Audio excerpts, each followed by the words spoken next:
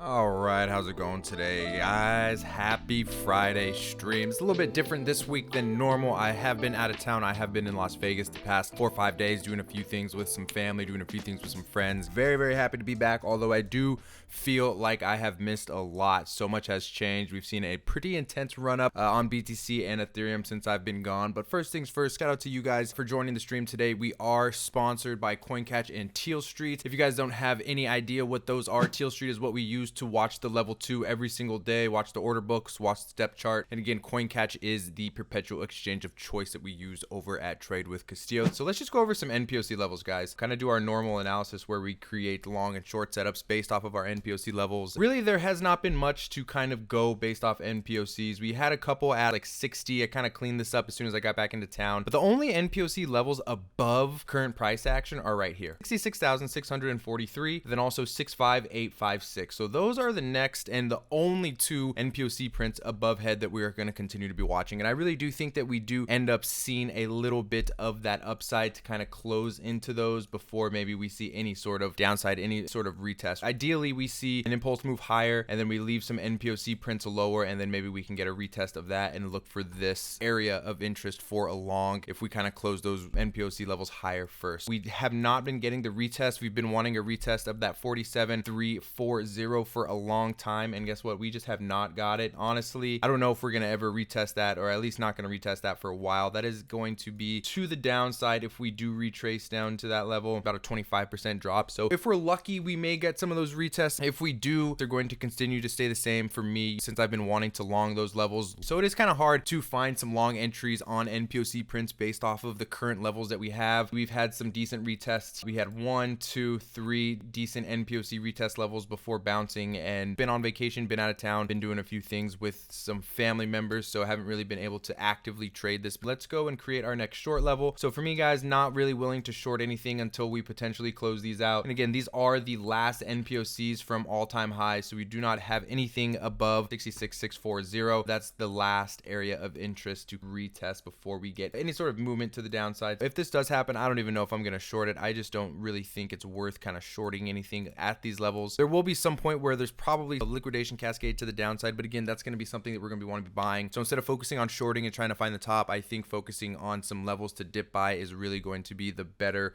risk to reward within the next couple of months for this market. We already have our next area of interest to long. It's going to be lower down here based off NPOC prints. So again, we don't have anything as of right now, but depending on where the print is today, we'll see kind of where this print is, but that might be an indication of a good area to dip by before we move higher into those NPOC levels at 66,000 and 65,000. But for now, just waiting to kind of see a very, very wide spread, but that's kind of what happens on impulse moves. Kind of just have to see how things work out. So we are getting into Ethereum, just the NPOC levels, and we do have a pretty decent structure here. The print just happened at 4, and let's see where this print is at 3375. So that is where the NPOC prints are within this level. So Ethereum's a little bit more clean than BTC, doesn't have as wide of a range, and you can find some decent entries lower. That I just think that these are going to be the good areas to kind of long into 3375 and 3150. For me, I just think we can dig into 3919 and 3808. So I mean, there's just different ways that you can look to play this, right? You can look to come up and close 3479 and then look to come back down and retest 3375 and then look for a long in this area to kind of run up to 3919 NPOC print. High term time frame short level would just be something like this, right? So again, it just goes on if you want to capitalize on the move to the upside, longing, or if you want to have patience and kind of short higher. I just think that this one makes the most sense to kind of wait to long that 3375. Even if we do dig deeper, 3150 is still a great discount on your longs that you can be looking to get.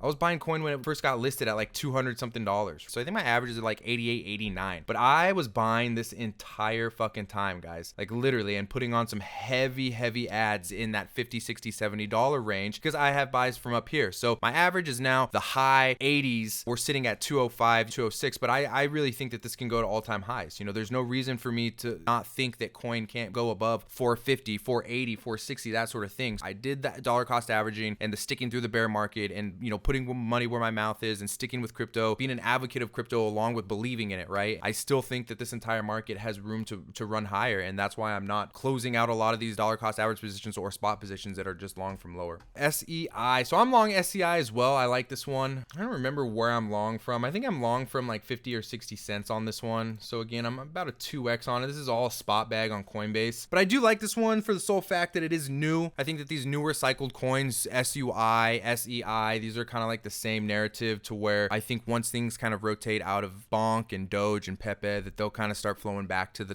quality projects out there. And I do think that SEI again is a good one. We are kind of sitting at support. I think it can continue to retest all-time highs and break it. $1 I think is a very, very clear resistance for now, but $1 is like that clear psychological resistance for a lot of newer coins out. But I do like SEI. Let's see, there was about a 7% dip yesterday. Did you see that? How do you stay level-headed when you're long and that happens? So the thing is I think you just kind of have to trust the long term at this point, right? Like for me, if you think BTC is going to 100,000, then it really shouldn't matter if you're kind of longing between 64,000 and 62,000, right? So it just depends on what you're doing. Obviously, if you're over leveraged, you're going to be sweating this a little bit, but that's why you shouldn't be leverage trading, leverage longing into a move higher, right? Like you want to be holding positions from lower, like kind of like what I'm doing with AAVE. You know, I've been long since like $89 or something like that, and I'm kind of just letting this 4-hour chart kind of maximize ROI. It's kind of hard for me to jump into anything now, being gone for a little bit, but it's kind of one of those things to where if you're sweating a position, you're probably over leveraged and you're overexposed. So for me, it just depends on how you're looking at it. If you're looking at it to long term